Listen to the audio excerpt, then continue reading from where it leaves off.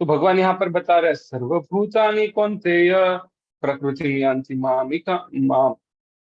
मामिकाम कल्पक्षये पुनस्तानि कल्पादो विसृजामि अहम। तो बता रहे हैं, हे हे हे कुंती पत्र, कल्प का अंत होने पर सारे प्राणी मेरी प्रकृति में प्रवेश करते हैं, और अन्य कल्प के आरंभ होने पर मैं उन्हें अपनी शक्ति से पुनः उत्पन्न करता हूँ।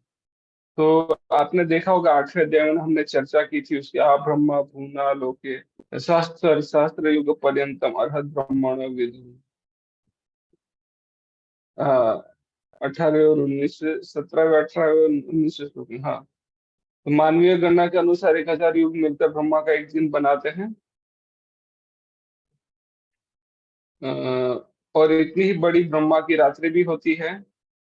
ब्रह्मा के दिन के सुबह आराम में सारे जीव अव्यक्त अवस्था में व्यक्त होते हैं, और फिर जब रात्रि आती है तो वो पुनः अव्यक्त में विलीन हो जाते हैं। फिर आगे के श्लोक में बताए थे कि इस अतिरिक्त एक अन्य अव्ययी प्रकृति भी है, तो हमने यहाँ पर चर्चा की थी। तो भगवान जो सृष्टि का क्रिएशन और डिस्ट्रक्शन है उसके बारे में संक्षिप्त में वर्णन कर रहे, कि बता रहे हैं यहाँ पर, हे कुंती पुत्र, कल्प का अंत होने पर सारे प्राणी मेरी प्रकृति में प्रवेश करते हैं। So all the like no सारे जीवात्मा होते हैं भगवान की बॉडी में डॉर्मन स्टेट में रहते हैं। जो मुक्त आत्मा है वो एक्टिव स्टेट में होते हैं, लेकिन ये डॉर्मन स्टेट में होते हैं। तो डॉर्मन स्टेट मतलब कैसे बताएंगे? तो कभी कभी, नट कभी कभी, जब गर्मी की मौसम आती है तो पृथ्वी पर पूरा घास सूखा सूखा दिखता है, पूरी पृथ्वी सूखी सूखी दिखती है, पीले कलर की दिखती है। लेकिन जैसे बारिश की मौसम शुरू होती है तो हरा हरे हरे रंग की हो जाती है। क्यों?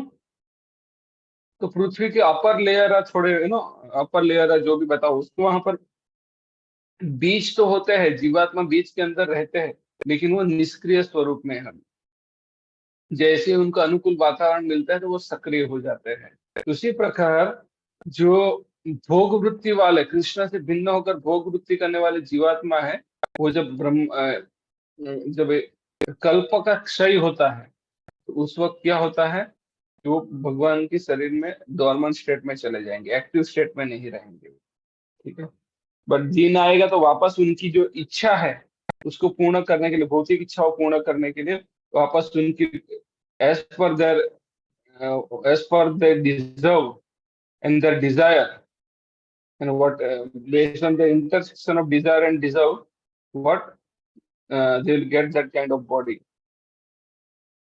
तो यहाँ पर वही हमने चर्चा किया था वहां पर, कि इस विराट भौतिक अभिव्यक्ति का सृजन पालन तथा संहार पूर्णतः भगवान की परम इच्छा पर निर्भर करता है। भगवान की इच्छा से हो जाता है, उनको मेहनत करने की जरूरत नहीं। तो कल्पक्षय का अर्थ है ब्रह्मा की मृत्यु होने पर। तो ब्रह्मा, ये हमने चर्चा की थी वहां पर, ब्रह्मा 100 वर्ष जीवित रहते हैं, और उनका एक दिन 4.3 बिलियन ईयर्स के तुल्य है। रात्रि भी इतनी ही वर्षों की होती है। ब्रह्मा के एक महीने में ऐसे 30 दिन तथा 30 रात होती है, और उनके एक वर्ष में ऐसे 12 महीने होते हैं।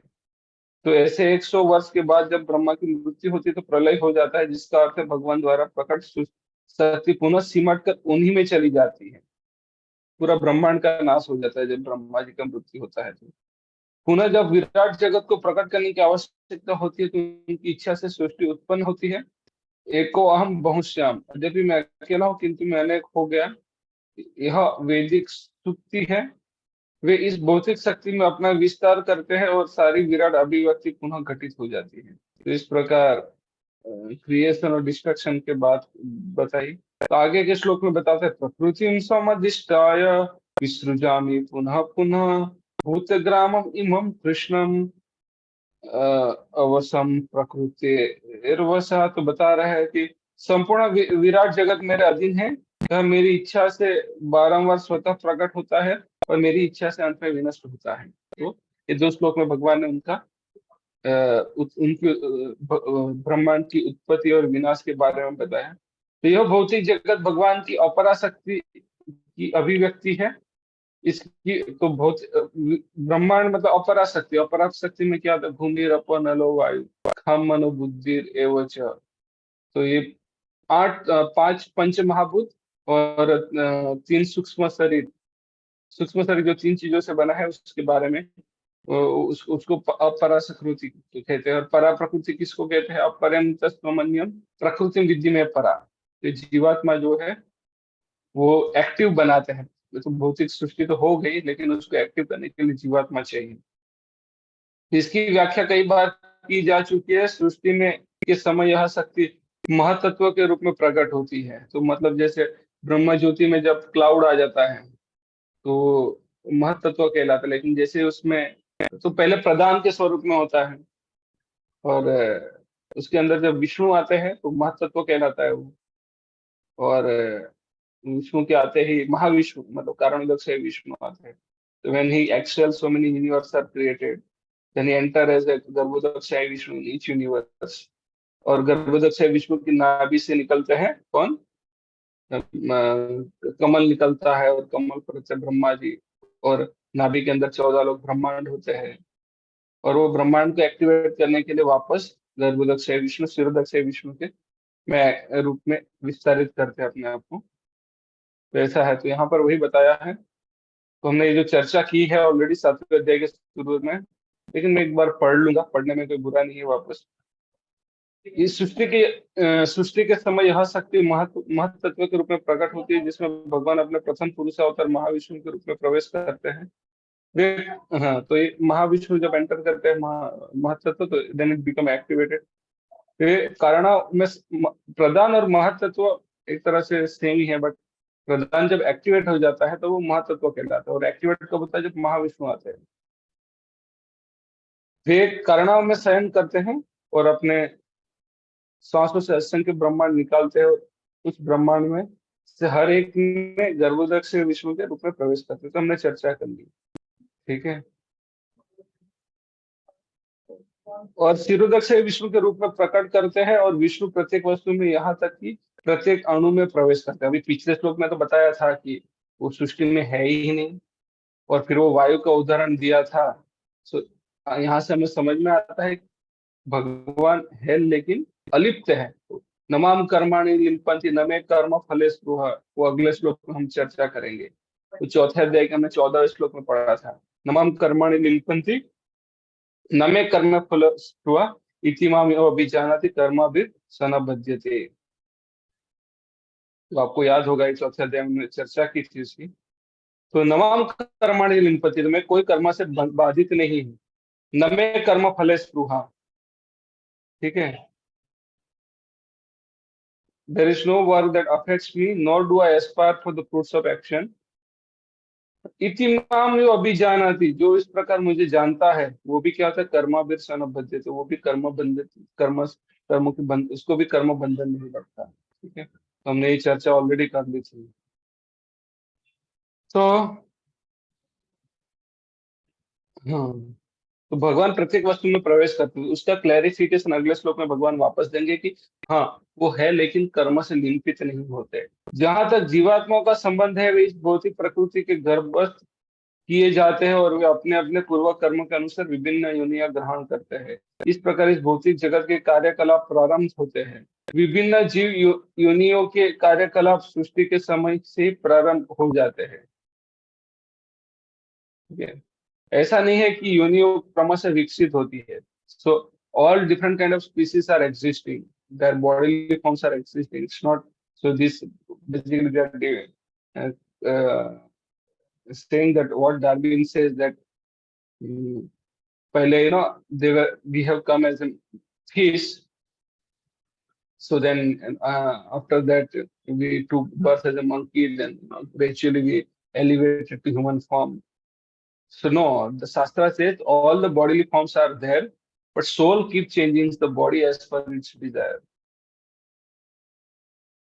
लेकिन डार्विन क्या कहते हैं? तो बॉडी डिफॉर्म, बॉडी चेंज होती है।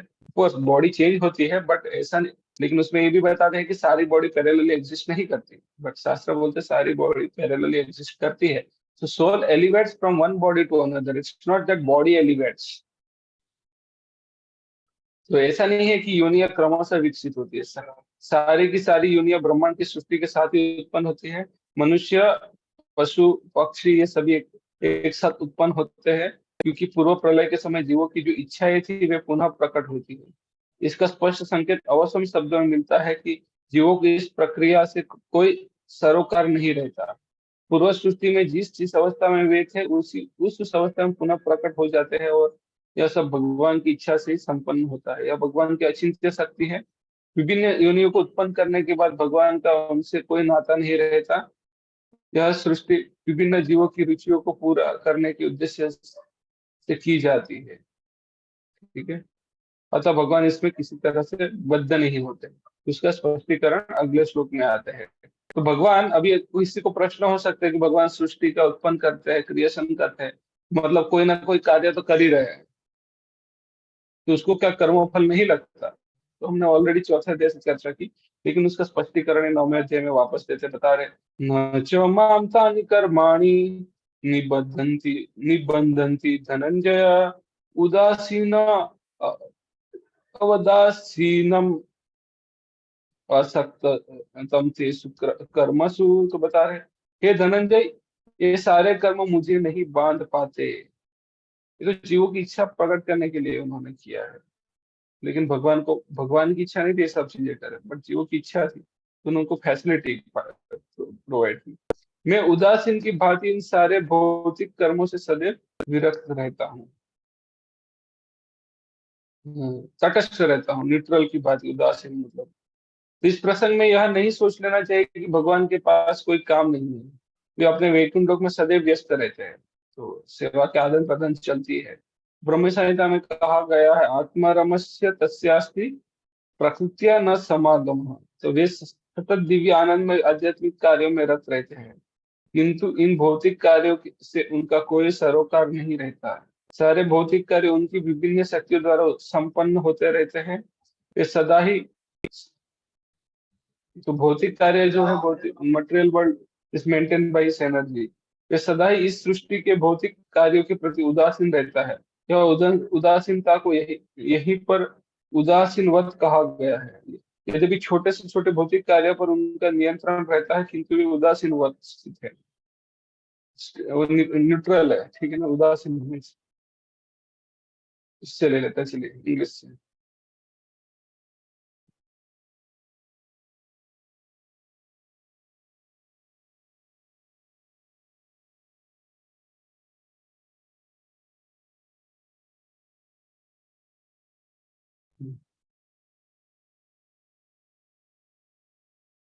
न्यूट्रल, हाँ ठीक है। Although he has control over very minute details of material activities, he is sitting as if neutral.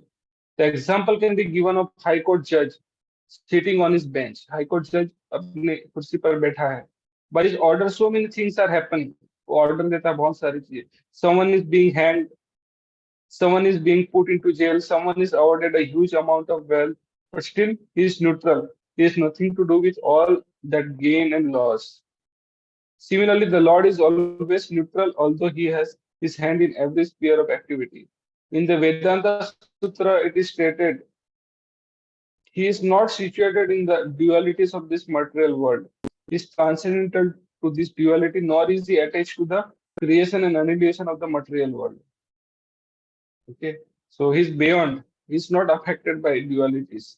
The living entity takes the different forms in the various species of life. According to their past deeds, Lord does not interfere with them.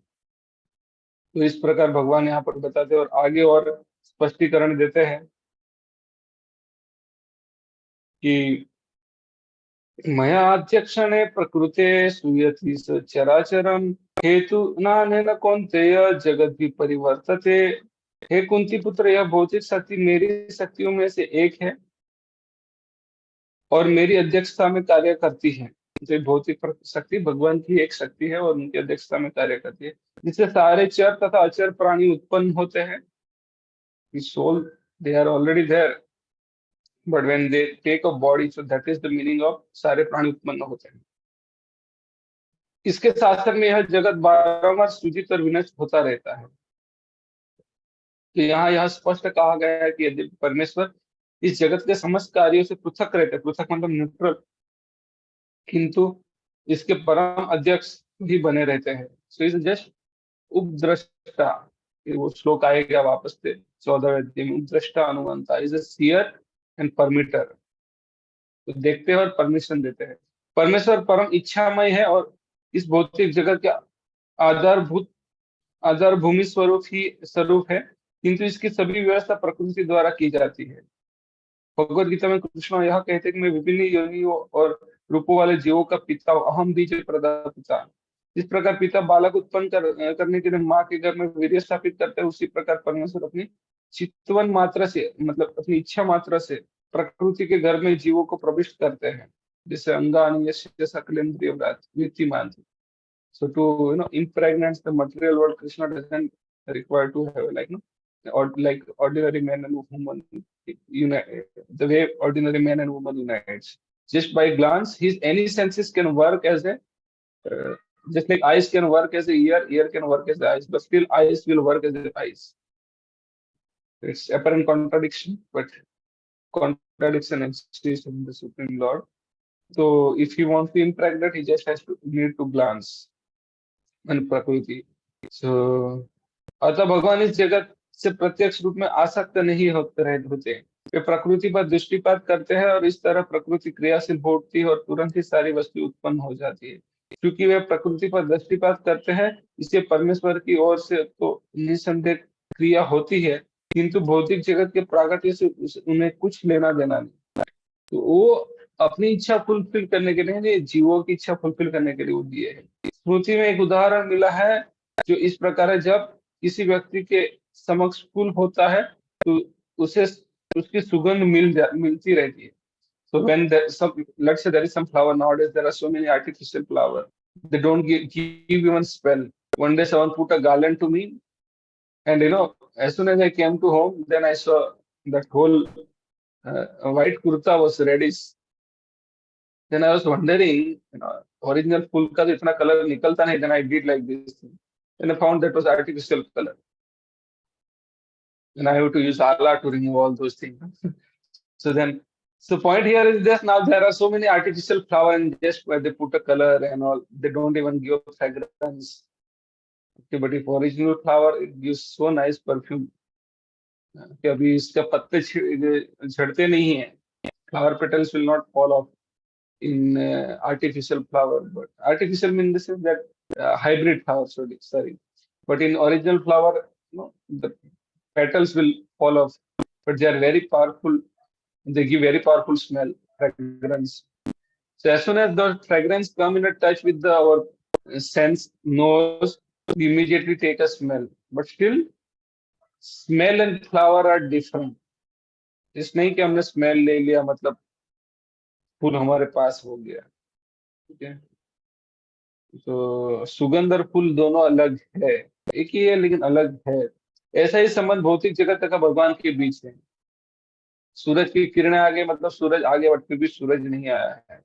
वस्तुतः भगवान को इस जगत में कोई प्रयोजन नहीं रहता, किंतु वे ही इसे अपनी दृष्टिपात से उत्पन्न करते तथा व्यवस्थित करते हैं। सारांश के रूप में हम कह सकते हैं कि परमेश्वर की अध्यक्षता के बिना प्रकृति में कुछ भी नहीं कर सकते, तो भी भगवान समस्त कार्यों से पृथक रहते हैं। सो ही इज जस्ट उपद्रष्टा अनुवंता। You should remember this word. उपद्रष्टा means is overseer, seer, and अनुवंता मीन्स इज परमिटर इन, ठीक है, सैंक्शनर यू कैन से। तो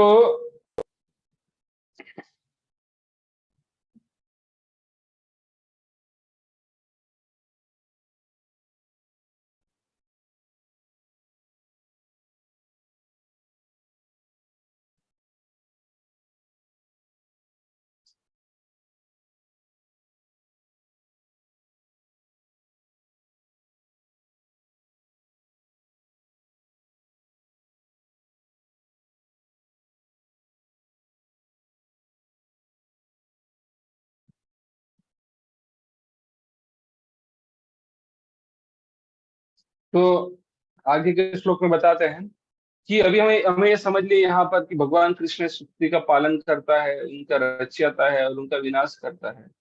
फिर भी बहुत जब भगवान इस सृष्टि पर आते हैं तो सबको लगता है कि वो साधारण पुरुष है। ठीक है, जैसे ब्रह्मा जी भी उनको साधारण, कल ही मैंने श्रीमद् भागवतम में जब 10वां स्कंद पढ़ रहा था 14वें अध्याय, तो वहां पर लिखा था, ब्रह्मा जी प्रेयर्स ऑफर करते हैं। तो ब्रह्मा जी बताते हैं कि मैं तो आपको जादू दिखाने, I was going to show you magic but you were महा मैजिशियन। तो ब्रह्मा जी भी समझ नहीं पाए भगवान को। तो वही श्रीमद् भागवतम के पहले स्कंद के पहले श्लोक, पहले अध्याय के पहले श्लोक में आता है, जन्मादि यस्य यथा अन्वय इतरस्य अभिज्ञ स्वराट तेने ब्रह्मा हृद आदि को, इतना तो समझ में आ गया। तो आगे मुह्यंती यत सूरया, even the great scholars get bewilder, मुह्यंती यत सूरया। तो वहां पर बताते बड़े बड़े विद्वान लोग भी मोहित हो जाते हैं। ठीक है। तो जब, तो भगवान सृष्टि के पालन करता है, रचाता है, विनाश करता है, फिर भी बहुत सारे लोग भगवान को समझ नहीं पाते हैं। ठीक है। तो वो कौन नहीं समझ पाता? तो यहाँ पर भगवान बताते हैं कि अवजानन्ति मां मूढ़ा मानुषिं तनुमाश्रितम परम भावम अजानन्तो मम भूतम महेश्वरम। तो बता रहे हैं, जब मैं मनुष्य रूप में अवतरित होता हूँ तो भूत मेरा उपहास करते हैं। जैसे दुर्योधन, जब भगवान शांतिदूत बन के गए थे तो दुर्योधन को सलाह दी, तो दुर्योधन गुस्सा हो गया और बोला उसको, इस ग्वाले को बंदी बना लो। तो फिर कृष्ण तो बोला, बंदी तो बना नहीं पाया, भगवान ने विश्व रूप दिखा दिया अपना वहां पर भी, लेकिन बंदी नहीं बना पाए। तो फिर वो चले गए, अभी कोई युद्ध के अलावा कोई विकल्प नहीं था। तो बाद में शकुनी दुर्योधन को बोलते हैं कि जाओ कृष्ण को अपने पक्ष में कर लो, नहीं तो उसकी वजह से हमारी हार, अगर वो ऐसा नहीं हुआ तो हमारा हार निश्चित है। कृष्ण के पास जाते हैं, अभी अगले दिन बंदी बनाने वाले हैं और दूसरे दिन कृष्ण के पास सहायता मांगने जाते हैं। वे कौन महात्मा है जो बंदी बनाना चाहते उसको हेल्प करेगा? वो भगवान ही कर सकते हैं। तो भगवान ने दोनों को तो दुर्योधन भी गया, दुर्योधन भगवान के देखा कि भगवान सो रहे, तो उनके सर के पास जाके बैठ गए। और उसके थोड़े समय बाद इधर युधिष्ठिर महाराज अर्जुन को बोले, जाओ कृष्ण भगवान से सहायता लो। तो अर्जुन गए और भगवान के पैर के पास बैठा। तो भगवान ने जब आंख खोली तो सबसे पहले अर्जुन को देखा, तो बोला, अर्जुन क्यों आया, क्या मदद चाहिए? तो फिर बोला, उधर दुर्योधन भी था। तो दुर्योधन बोला, मैं भी आया हूँ, मैं अर्जुन से पहले आया तो मेरा मांगने का अधिकार है। लेकिन भगवान बोले, अर्जुन छोटा है, उसका मांगने का अधिकार है, मतलब दोनों को मिलेगा। एक और मैं हूं और एक और मेरी शक्ति है। तो अर्जुन ने मांगा कि केशव, ना, I want you. Then Duryodhan said, Duryodhan क्या बोले, अरे कृष्णा, अर्जुन ने तो आपको मांग लिया, अभी वो मेरा छोटा भाई है, अभी मैं क्या करूं? जो बचा वही मुझे मांगना लेना पड़ेगा। देखिए कितना कितना महा पॉलिटिशियन है ये व्यक्ति। जब भगवान उनको समझाने गए थे कि 5 गांव दे दो, नहीं दिया। मतलब वहां जब भगवान समझाने गए तब नहीं समझा, लेकिन यहाँ पे आसानी से मान गया कि हाँ, मुझे जो मिला मैं उससे संतुष्ट हूँ। ऐसा कैसे हो सकता है? बाद में क्या बोलते हैं कि जब अर्जुन को भगवान ने बोला, अर्जुन तुम तो महामूर्ख हो, कि भाई आपने तो, मैं तो लड़ने वाला हूं नहीं, ना तो मैं हथियार उठाने वाला हूँ, ना तो मैं लड़ने वाला हूँ, मैं तो सिर्फ आपके पक्ष में रहने वाला हूँ, फिर भी मुझे स्वीकारा। तो अर्जुन बोलते हैं, कृष्णा तुम मेरे साथ हो तो सब कुछ मेरा हो जाएगा। और उधर युद्ध होने से पहले एक डील पे साइन किया जाता है, terms and condition of the war, rules and regulation. तो रूल्स एंड रेगुलेशन क्या था? महाभारत के युद्ध का रूल्स एंड रेगुलेशन ये था कि 18 दिन में युद्ध समाप्त, पांडव लोग अगर कौरव को हरा नहीं सकते तो कौरव की जीत कहलाएगी। अगर 18वें 18 दिन में 100 के 100 कौरव नहीं मारे जाए और एक भी कौरव बचा है, एक भी, तो भी पांडवों की हार कहलाएगी और कौरव की जीत कहलाएगी। अभी देखिए, दूसरा टर्म्स एंड कंडीशन ये था कि 18 दिन में एक पांडव भी मार जाए तो कौरव की जीत कहलाएगी। अभी ये डील साइन करनी थी युधिष्ठिर महाराज को, और ये टर्म्स एंड कंडीशन रखी थी किसने? दुर्योधन ने। तो युधिष्ठिर महाराज हम होते तो सोचते भाई ये तो बहुत बड़ा अनर्थ, क्या बोलते हैं, इस पार्शियलिटी हम कैसे साइन करें? तो युधिष्ठिर महाराज जस्ट भगवान की ओर देखे और भगवान बोले साइन कर दो, हम देख लेंगे। तो युधिष्ठिर महाराज दिल साइन कर दिए वहां पर। तो मतलब जो दुर्योधन जैसे मेंटालिटी वाले हैं भगवान को नहीं समझ पाते, भगवान के सामने होने के बावजूद भी। प्रश्न तो यहाँ पर है, भगवान यही यहाँ पर वही बता रहे, जब मैं मनुष्य रूप में अवतरित होता हूँ तो मूर्ख मेरा उपहास करते हैं। वे मुझे परमेश्वर के दिव्य स्वभाव में, वो मेरे मुझ परमेश्वर के दिव्य स्वभाव को नहीं जानते। ठीक है। तो ये बहुत मतलब बहुत लंबा परपोट है, आप पढ़ लीजिएगा, तो मैं पढ़ भी सकता हूँ। तो भगवान को समझना कठिन हो जाता है। जैसे बहुत सारे थे, रावण नहीं समझ पाया, तो ऐसे बहुत सारे असुर लोग थे, भगवान सामने होने के बाद भी भगवान को समझ नहीं पाए। इस अध्याय के पूर्ववर्ती श्लोक में यह स्पष्ट है कि यद्यपि भगवान मनुष्य रूप में प्रकट होते हैं किंतु सामान्य व्यक्ति नहीं होते। जो भगवान सारे विराट जगत का सृजन पालन का संहार करता हो वह मनुष्य नहीं हो सकता।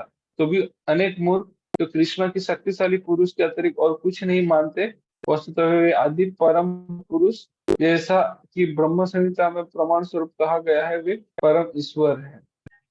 भगवान को समझ नहीं पाते मूर्ख लोग सामने होने के बाद भी। तो जो लोग चैलेंज करते हैं कि मैं भगवान में कैसे मानूं, मुझे भगवान दिखाई है, you can not understand the lord by challenging way. ईश्वर या नियंता अनेक है और वे एक दूसरे से बढ़कर प्रतीत होते हैं। मतलब भौतिक जगत में सामान्य प्रबंध कार्यों का कोई ना कोई निर्देशक होता है। तो even the jivatma can also be consider as Ishvara, but lord is consider as supreme Ishvara, is controller of the controller, सर्व कारण कारण, जिसके ऊपर एक सचिव होता है, फिर उसके ऊपर मंत्री तथा अन्य उससे भी ऊपर राष्ट्रपति होता है। सो इनमें से हर एक नियंत्रक होता है किंतु एक दूसरे के द्वारा नियंत्रण होता है। ब्रह्म संहिता में कहा गया है कि कृष्ण परम नियंता है। निस्संदेह भौतिक जगत तथा वैकुंठ लोक दोनों में ही कई कई निर्देशक होते हैं किंतु कृष्ण परम नियंता है। ईश्वर परम कृष्ण परम है तथा उनका शरीर सच्चिदानंद रूप अर्थात अभौतिक होता है।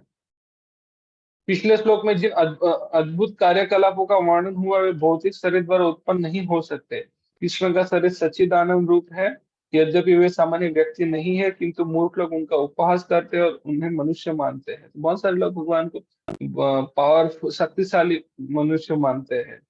उनका शरीर यहाँ मानुषिम कहा गया है। अवजानन्ति माम मूढ़ा मानुषिम तनु आश्रित, मनुष्य रूप में आते हैं पहले इसलिए चतुर्भुज रूप में आए थे पहले, ठीक है ना, ताकि हाँ भक्त लोग भी उनको साधारण बालक ना समझ बैठे, इसलिए देवकी और वसुदेव के सामने चतुर्भुज रूप में आए। और वो भी शंख चक्र गदा धारण करते हुए, एक बड़ा रूप था, एक बालक का रूप भी था, दोनों चतुर्भुज रूप में थे। बाद में दो हाथ वाले रूप में साधारण बालक की तरह ट्रांसफॉर्म हो गए।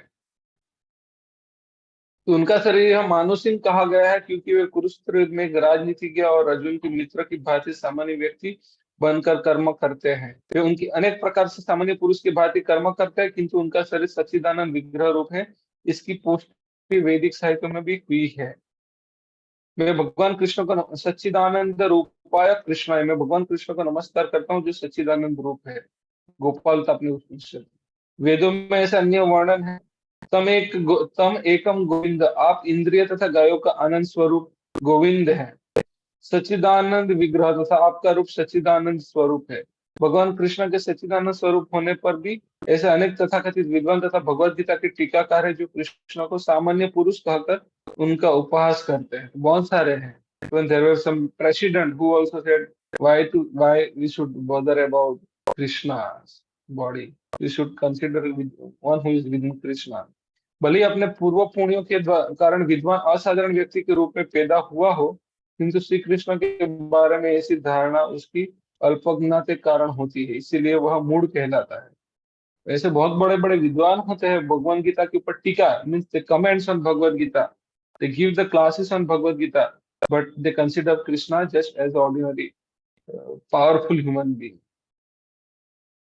क्योंकि मूर्ख पुरुष ही कृष्ण का सामान्य पुरुष मानते हैं। ऐसे मूर्ख पुरुष कृष्ण का सामान्य पुरुष इसलिए मानते हैं क्योंकि वे कृष्ण के गुह्य कार्य तथा उनकी विभिन्न शक्तियों से अपरिचित है।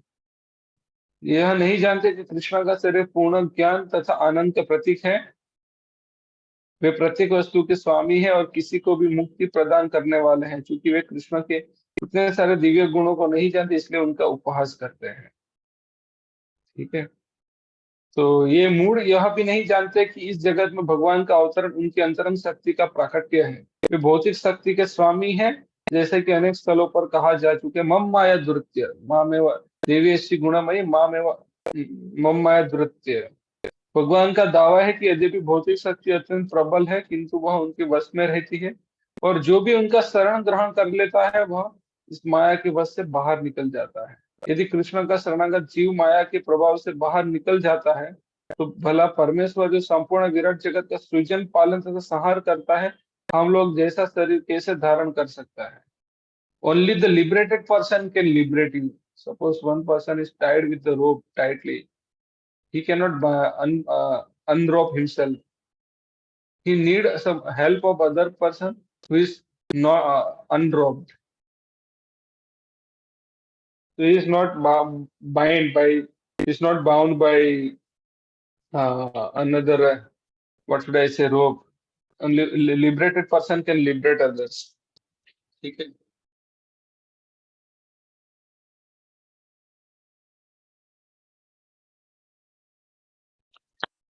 तो अतः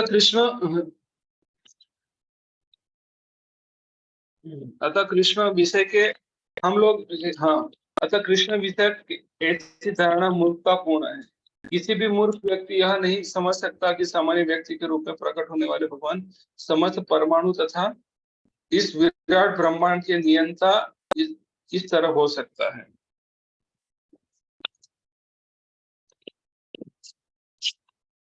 Am I audible? यस प्रभु जी। ओके। तो बृहंतम तथा,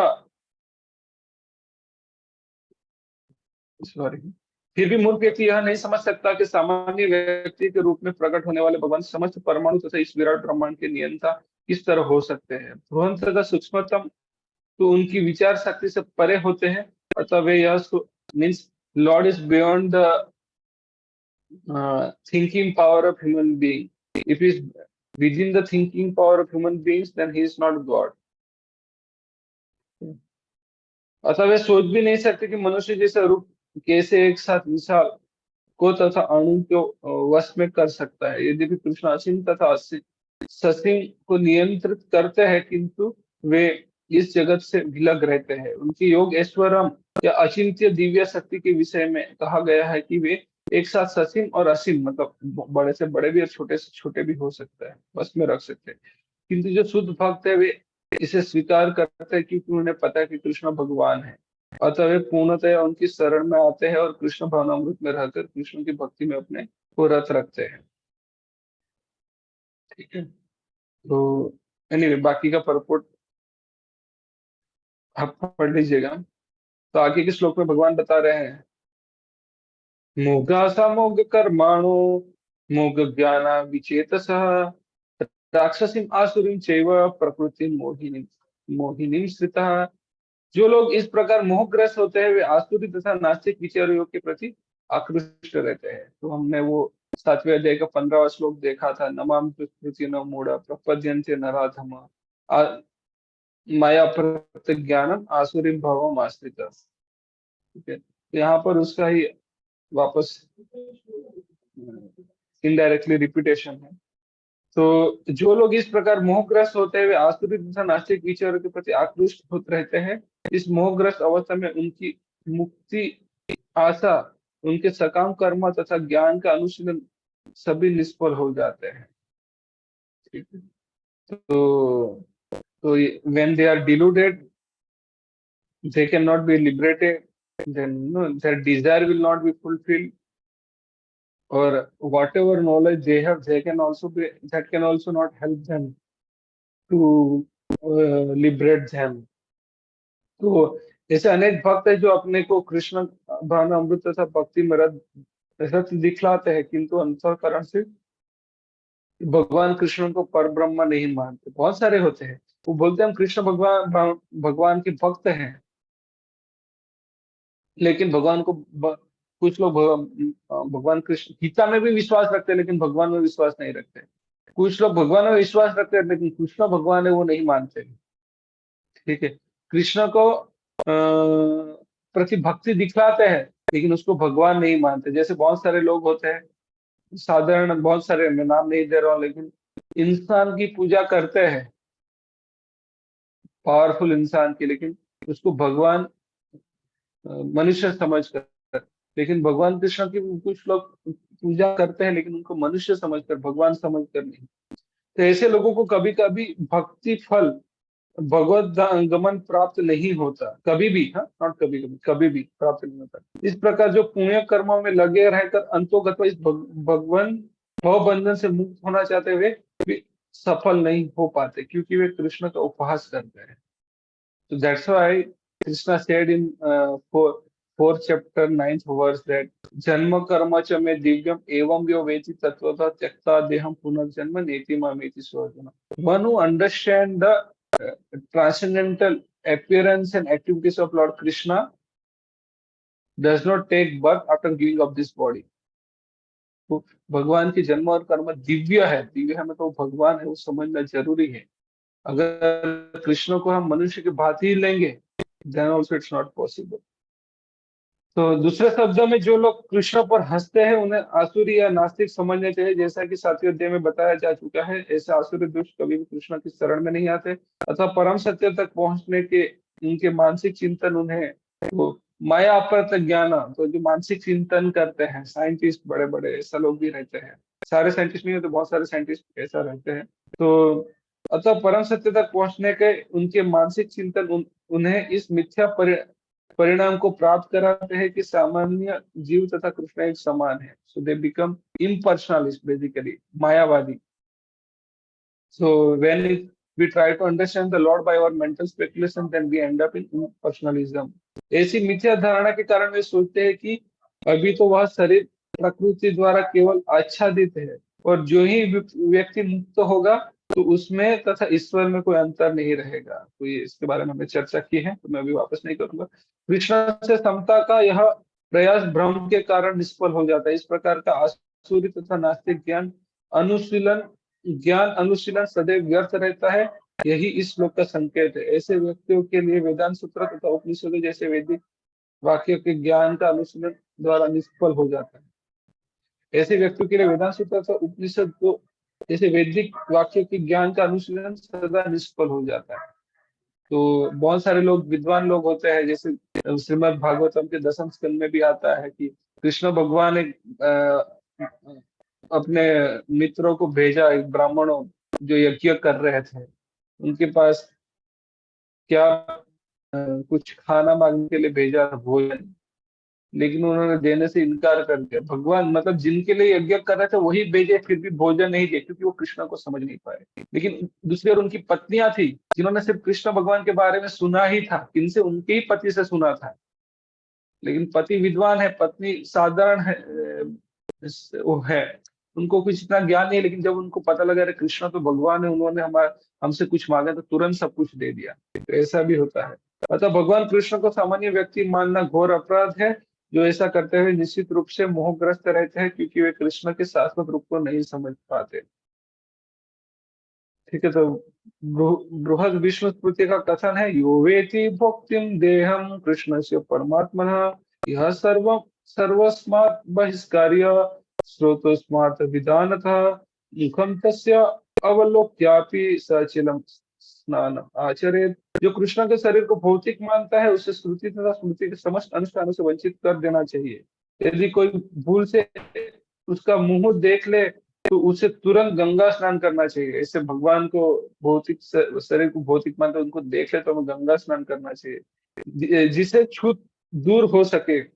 लोग कृष्ण की हंसी उड़ाते हैं क्योंकि वे भगवान से ईर्ष्या करते हैं। उनके भाग्यों में जन्म जन्मांतर नास्तिक तथा आसुर योनियों में रहना आना लिखा है। उनका वास्तविक ज्ञान सदैव के लिए भ्रम में रहेगा और धीरे धीरे वे सृष्टि के घनतम अंधकार में गिरते जाएंगे। तो यहाँ पर नास्तिक लोगों की बात हुई, और भगवान अभी आस्तिक लोगों की बात करने जा रहे हैं, तो उसकी चर्चा हम कल करेंगे। तो बहुत बहुत धन्यवाद। हरे कृष्णा।